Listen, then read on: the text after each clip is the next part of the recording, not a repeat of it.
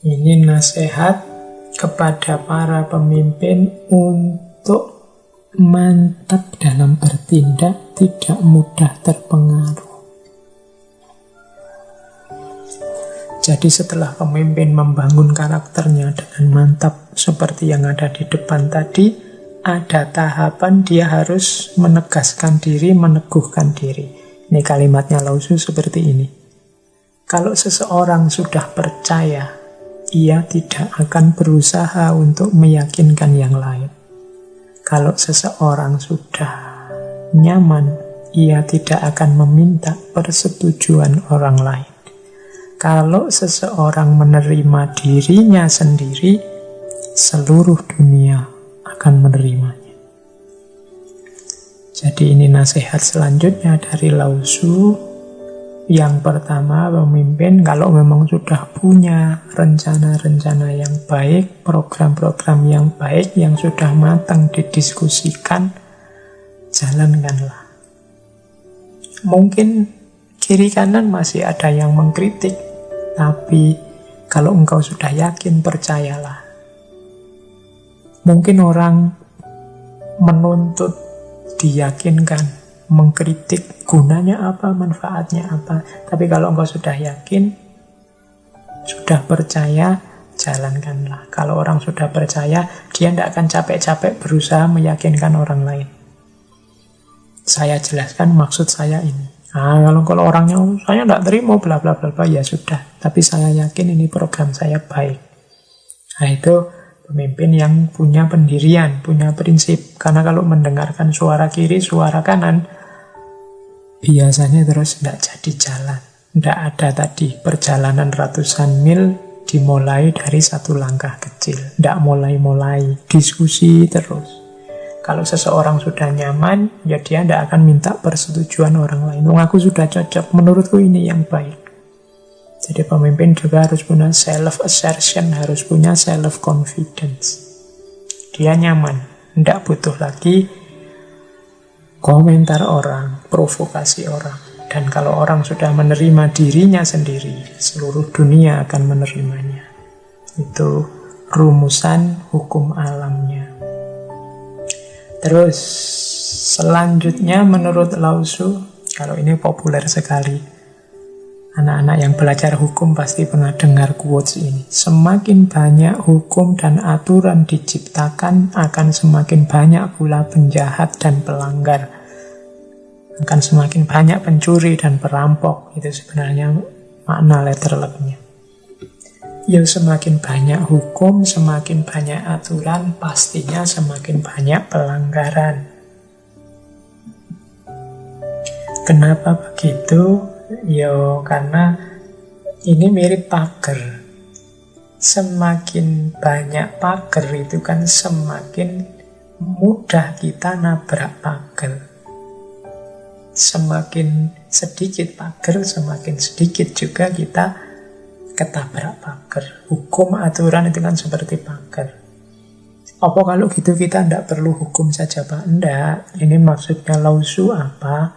Lebih penting menyadarkan orang melakukan yang benar dan yang baik daripada membuat hukum dan aturan. Hukum dan aturan itu kan kayak pagar. Daripada nambah pagar, biar kita tidak nginjak-injak tanaman, kan lebih baik orangnya disadarkan untuk tidak nginjak-injak tanaman. Kan logika sederhananya begitu. Maka digarap orangnya lebih penting daripada ditambahi aturannya. Gimana orang sadar sendiri, gimana orang punya kesadaran moral, kesadaran hukum, kesadaran mental, kesadaran hidup yang positif, hidup yang benar. Ini lebih mudah. Orang sadar pakai masker lebih penting digarap daripada membuat hukum orang yang tidak pakai masker. Ya meskipun pada titik tertentu kita butuh hukum itu ketika orang sama sekali tidak bisa disadarkan lagi. Tapi lebih enak memang proyek penyadaran daripada proyek penghukuman.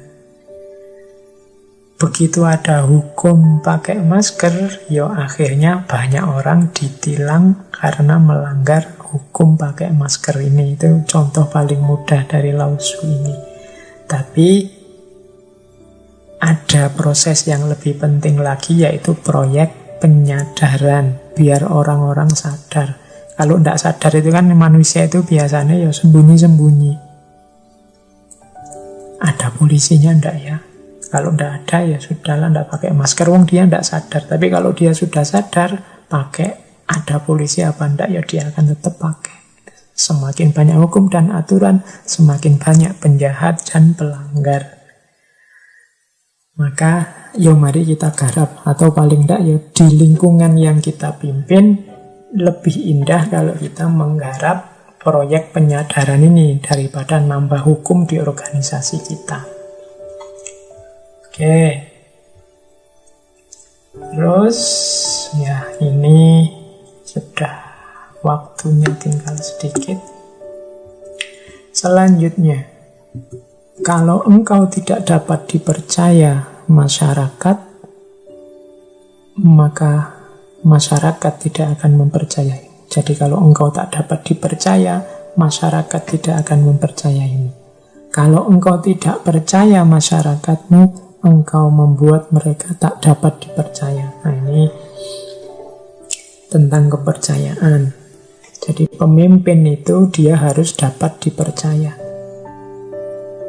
Kalau ngomong A ya A, kalau B ya B. Makanya tadi saya bilang dia harus punya kebenaran, korespondensi, koherensi, pragmatis sekaligus.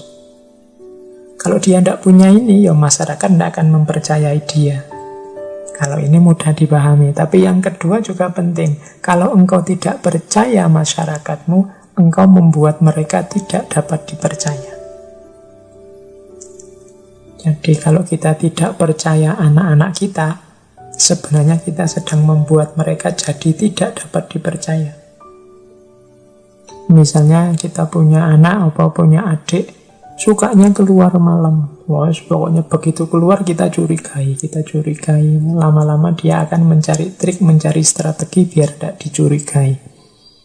Akhirnya kita terbohongi. Kenapa bisa begitu? Ya karena awalnya kita tidak percaya dia. Dia bilang apa adanya, kita tidak percaya. Dia bilang apa adanya, kita tidak percaya. Terpaksa dia bohong untuk mengikuti keinginan kita. Akhirnya apa? Kita sedang membentuk orang yang tidak dapat dipercaya. Jadi kalau engkau tidak percaya masyarakatmu, engkau sebenarnya sedang membuat mereka tidak dapat dipercaya. Kita itu kan kalau ngomong jujur, orangnya tidak percaya. Ngomong jujur lagi, orangnya tidak percaya lagi. Ya wis, maumu apa? Akhirnya kita kan terus ngomong sesuai yang dia inginkan. Berarti kita latihan untuk bohong akhirnya. Jadi dia yang mepet kita terus, itu akhirnya membuat kita jadi orang yang tidak dapat dipercaya. Jadi ini ada timbal balik. Jadi kalau kita ingin membuat orang yang kita pimpin, mungkin anak kita, mungkin adik kita, murid kita, bisa dipercaya, justru kita percayai dia. Dosen misalnya, merintah muridnya bikin tulisan. Begitu dia ngumpul, kita curigai dia. Oh ini dari Google ya? Enggak pak, saya nulis sendiri pak. Menurut saya kamu mesti copy paste dari Google. Enggak pak. Jadi kan sebenarnya kita seperti tadi, lama-lama akan membuat dia, oh iya pak saya ngambil dari Google. Kita membuat dia jadi orang yang tidak dapat dipercaya. Akhirnya dia lebih milih bohong saja. Atau begitu kita curiga seperti itu, terus dia akan bikin dalih yang lain. Meskipun dia tahu bahwa dia juga sebenarnya ngambil di Google. Lebih enak apa? Kita percaya. Kalau versinya Lao Tzu ya, kita percaya dalam arti, oh ya, aku percaya kamu itu pinter, aku percaya kamu itu mahasiswa yang jujur selama ini, kamu termasuk yang saya sayangi. Jadi insya Allah kamu nulisnya pasti ndak plagiat, ndak bohong. Kalau kamu ngutip ya kamu sebut sumbernya. Insya Allah aku percaya. Insya Allah nilaimu bagus. Loh ini biasanya terus mahasiswa ini terus jadi ndak enak, mahasiswa ini terus jadi ndak nyaman kalau dia bohong. Sama anak-anak kita juga begitu. Kalau kita percaya, dia sendiri kemudian terbentuk jadi bisa dipercaya. Ya sebenarnya aku bisa bohong sih ke orang tua, keluar ini alasannya belajar padahal nongkrong. Tapi lama-lama ndak enak juga ya kalau bohongi orang tua. Loh ini berarti apa? Membentuk masyarakat jadi bisa dipercaya karena sebelumnya sudah kita percaya. Oke, kemudian ada lagi quotes. Nah, ini. Kalau ada orang tampak jahat, jangan membuangnya. Sadarkan dia dengan kata-katamu, hargai dia dengan perbuatanmu, tukar kekurangannya dengan kebaikanmu. Jangan membuang dia, buanglah kejahatannya. Ini nasihat untuk kita semua hari ini ya. Kadang-kadang kita itu tidak suka sama perbuatan seseorang, tapi kemudian ketidaksukaan kita itu kita arahkan pada orangnya, bukan pada perbuatannya.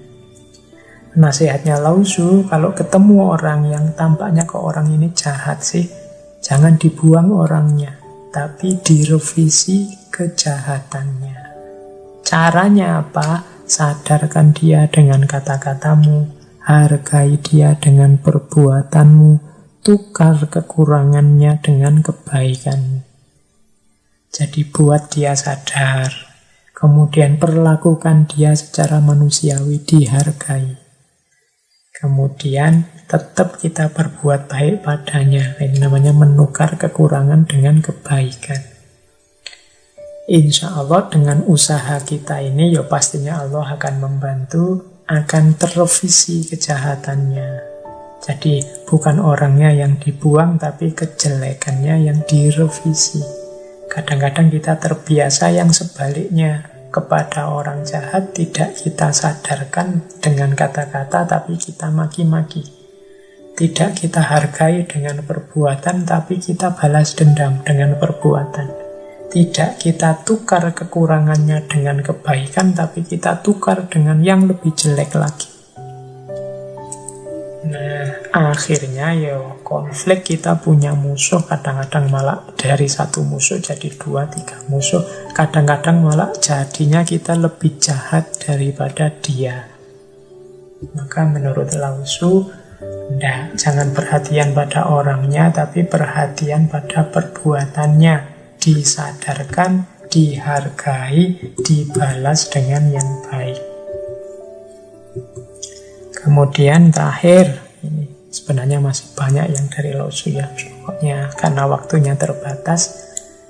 Terakhir, seorang pemimpin harus ingat, selesaikan tugas tanpa merasa bangga. Selesaikan tanpa memamerkan, selesaikan tanpa keangkuhan, selesaikan tanpa merebut atau mengambil, selesaikan tanpa memaksa. Mari kita jalankan tugas kepemimpinan tanpa harus merasa bangga. Wow, aku ternyata pemimpin yang hebat. Siapa yang bisa kayak aku? Nah, itu ada yang salah kalau ini yang kita lakukan. Selesaikan tanpa memamerkan. Ini loh kesuksesanku. Ini loh keberhasilanku. Selesaikan tanpa keangkuhan. Tidak ada yang seperti aku. Yang lain di bawahku semua. Selesaikan tanpa merebut atau mengambil. Selesaikan tanpa memaksa. Jadi mungkin yang kita lakukan kebaikan, hasilnya juga baik, tapi kalau itu kita lakukan diiringi rasa bangga, diiringi pamer keangkuhan, dengan cara mengambil, merebut, memaksa, maka tidak ada gunanya kebaikan yang kita lakukan, tidak ada gunanya prestasi-prestasi kita. Jadi ini nasihat dari Lao Tzu kepada para pemimpin. Baik, teman-teman. Masih ada satu lagi saya tambah. Terakhir ini, paling akhir. Kesempurnaan adalah kesediaan untuk tidak sempurna.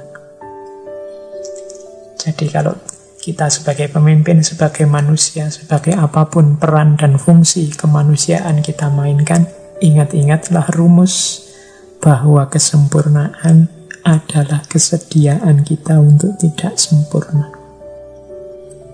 Setiap manusia menginginkan semakin baik, semakin baik, semakin sempurna, semakin sempurna. Tapi justru titik sempurna itu terdapat pada kesediaan kita untuk menjadi yang tidak sempurna.